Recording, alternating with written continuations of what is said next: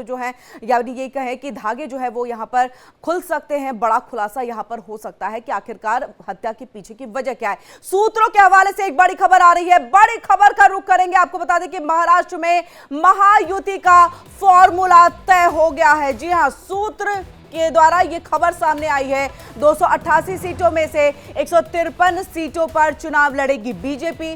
सूत्रों के हवाले से ये जानकारी। शिवसेना शिंदे गुट 80 सीटों पर उतारेंगे अपने प्रत्याशी, तो वहीं एनसीपी अजीत गुट 55 सीटों पर चुनावी मैदान में। मुंबई की 36 में से 18 सीटों पर चुनावी मैदान में बीजेपी है। बीजेपी ने मुंबई की 14 सीटों पर अपने उम्मीदवार उतार दिए हैं। ये बड़ी खबर आ रही है, यानी कि फॉर्मूला लगभग तय हो चुका है। माथापच्ची काफी ज्यादा हुई, बैठकों का दौर लगातार चला। इसके साथ ही दिल्ली आने का सिलसिला भी जो है मुंबई से चलता रहा है नेताओं का। उस बीच अब ये बड़ी खबर सूत्रों के हवाले से आ रही है कि 288 सीटों में से 153 सीटों पर चुनाव लड़ेगी बीजेपी। शिवसेना शिंदे गुट 80 सीटों पर।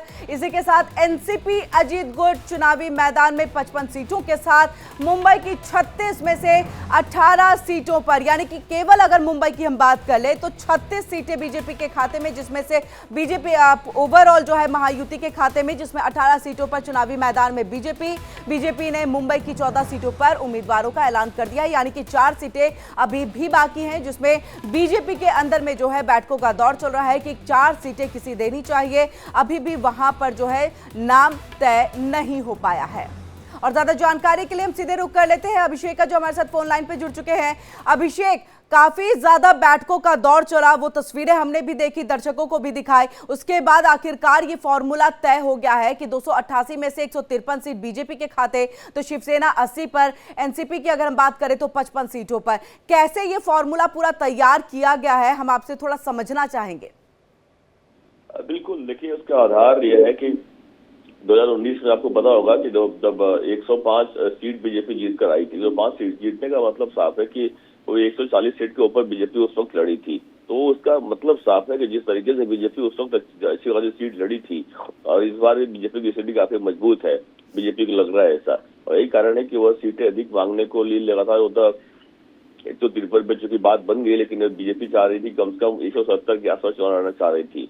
लेकिन 170 लड़ने का मतलब ये हो जाता कि अजीत पवार की सीटें और कम जाती, इसलिए अजीत पवार को सीट देना था, इसलिए इस हिसाब से फार्मूला तय किया गया है।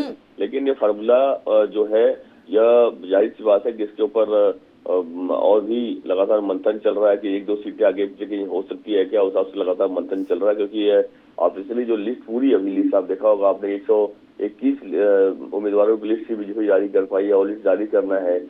शिवसेना शिंदे गुट की तरफ से पूरी लिस्ट जारी नहीं किया गया है अभी तक।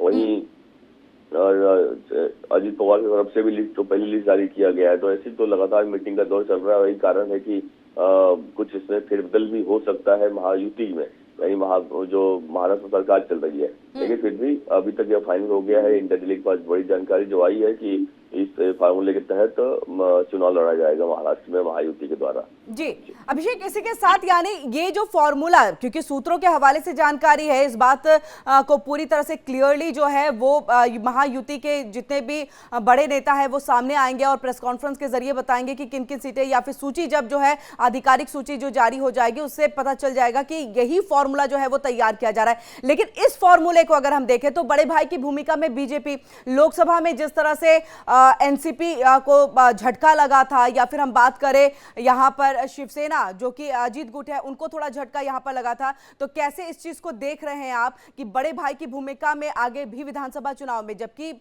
ये कहें कि वहां पर एनसीपी का बहुत ज्यादा उनकी पैठ है, इसके साथ शिवसेना की वहां पर बहुत ज्यादा पैठ है, लेकिन अगर डिवाइड हो गए हैं तो इस वजह से वहां पर थोड़ी सी कमजोर पड़ते हुए ये दिख रहे हैं। देखिए, तीनों महायुति में 3 पार्टियां हैं, यानी शिंदे की शिवसेना और अजीत पवार की एनसीपी और बीजेपी। तो उसमें जाहिर सी बात है कि अगर मजबूत स्थिति में देखें विधानसभा के हिसाब से तो बिल्कुल बीजेपी है, बीजेपी मजबूत स्थिति में है। लेकिन जिस हिसाब से आप देखिए, अगर हम लोकसभा की बात करें, लोकसभा में कहीं कहीं तीनों दल सही से चल नहीं पाए। यही कारण है कि महा विकास आघाड़ी जो रही उनका परफॉर्मेंस काफी अच्छा रहा और भर भर कर लोगों ने उन्हें वोट दिया। उसकी वजह से आप देखिए कि 2 राज्य रेस कैसे निकले, जो कि महाराष्ट्र और उत्तर प्रदेश, जहां से भारी संख्या में बीजेपी को नुकसान उठाना पड़ा। और यही कारण है कि इस बार बीजेपी को रिस्क लेना चाहती नहीं है। यही वजह है कि यह सीट डिक्लेयर करने में काफी लंबा वक्त लगा रही है। और आप समझिए कि सिर्फ 2 दिन बचे हैं अभी, यानी आज नामांकन कोई दाखिल नहीं हो चुका, रविवार है, कल और परसों यानी 29 अक्टूबर तक ही नामांकन दाखिल करना है। और 29 अक्टूबर के 2 दिन बचे हुए हैं और उसमें जिस तरीके से नामों का ऐलान अब तक सभी पार्टियां नहीं कर पाई हैं, क्योंकि अभी को डर है कि बड़े बड़े बगावत हो जाएंगे और सबने अनाउंसमेंट करेंगे, दिक्कत हो सकती है। लेकिन चूंकि पार्टी लेवल की बात करें तो पार्टी बिल्कुल बीजेपी की स्थिति उस हिसाब से अच्छे बड़े भाई की भूमिका बिल्कुल आ चुकी है, बड़े भाई की भूमिका भी रहेगी, क्योंकि एक तरफ बिल्कुल अभिषेक, हम जो मुंबई की 18 सीटें बीजेपी के खाते में गई हैं, जिनमें से 14 सीटों पर जो है उम्मीदवार उतार दिए गए हैं, 4 सीटों पर पेंच फंसा हुआ है। क्या वहां से कोई बगावत के सुर उठने की संभावना है? यही वजह है कि थोड़ी देरी हो रही है? बिल्कुल बगावत के उठने की संभावना बिल्कुल सभी पार्टियों में है और बीजेपी में भी है। काफी लोग नाराज हैं उस बात को लेकर, कहीं टिकट मांगे, टिकट को लोगों को नहीं मिल रहा था कई जगहों पे, तो उस बात को लेकर बिल्कुल बीजेपी वेट निवास की भूमिका में है। और हो सकता है लिस्ट आज शाम तक या कल तक जारी कर दिया जाए। कई बार ऐसा हमने देखा, कई बार चुनाव में ऐसा ट्रेंड चला है, लोगों ने नामांकन दाखिल कर दिया है, उसके बाद फाइनल लिस्ट शाम को आती है, क्योंकि इसलिए कई जगहों बगावत हो जाती है, दिक्कत होती है पार्टी को। और कई जगहों पे तो ये बात सच है कि बगावत की वजह से ही महायुति की बात करें। बिल्कुल अभिषेक, बहुत जल्दी से एक चीज बता दीजिएगा, अभी तो ये सूत्रों के हवाले से जानकारी है, कब तक जो है आधिकारिक सूचना इसको लेकर के आ जाएगी कि अब यही सूची है? बिल्कुल देखिए, हो सकता है आज शाम तक या फिर कल तक इस पर मामले को ऑफिशियली डिटेल आ जाए, लेकिन जानकारी हमारे पास है, इंडिया के पास सूत्रों के हवाले से पक्की जानकारी है। ठीक है, बहुत बहुत शुक्रिया अभिषेक, पूरी जानकारी हम तक यहाँ पर पहुंचाने के लिए। तो 288 सीटों को लेकर के लगभग